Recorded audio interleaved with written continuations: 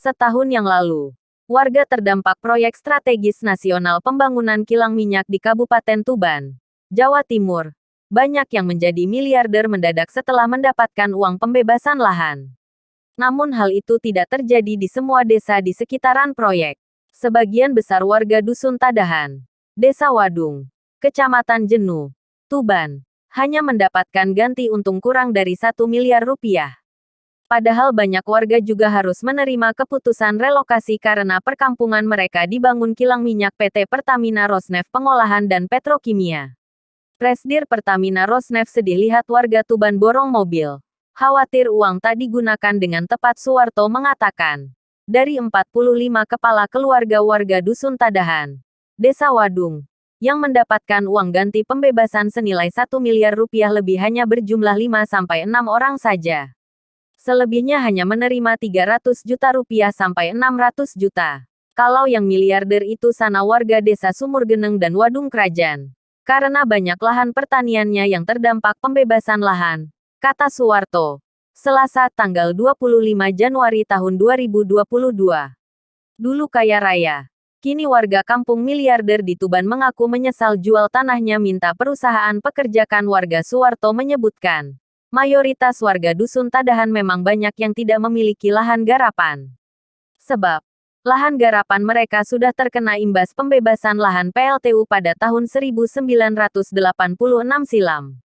Sebagian besar warga Dusun Tadahan, banyak yang bekerja menjadi buruh tani untuk menyambung hidup. Dan sebagian warga yang masih muda memiliki keahlian bekerja di PLTU. Dapat 2,5 rupiah miliar. Warga kampung miliarder Tuban menyesal dan demo Pertamina. Ini alasannya dengan pembangunan kilang minyak ini. Mereka harus berpindah lagi dan tidak memiliki sumber penghasilan. Sebab, lahan pertanian mereka sekarang sudah tidak ada lagi. Kalau saya masih ada pekerjaan. Terus yang saya pikirkan itu tetangga yang dulu hanya buruh tani. Sekarang lahannya sudah dijual semua, jelasnya. Suwarto mengaku tidak tega melihat kondisi tersebut. Dia berharap pihak perusahaan menepati janji akan memperkerjakan warga terdampak terutama yang terdampak relokasi. Warga kampung miliarder Tuban. Dulu borong 176 mobil dan dapat uang miliaran rupiah.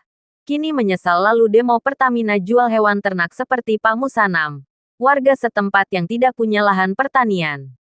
Dia mendapatkan uang pembebasan lahan tetapi langsung habis untuk membeli tanah dan membangun rumah. Untuk biaya hidupnya. Musanam terpaksa harus menjual hewan ternaknya.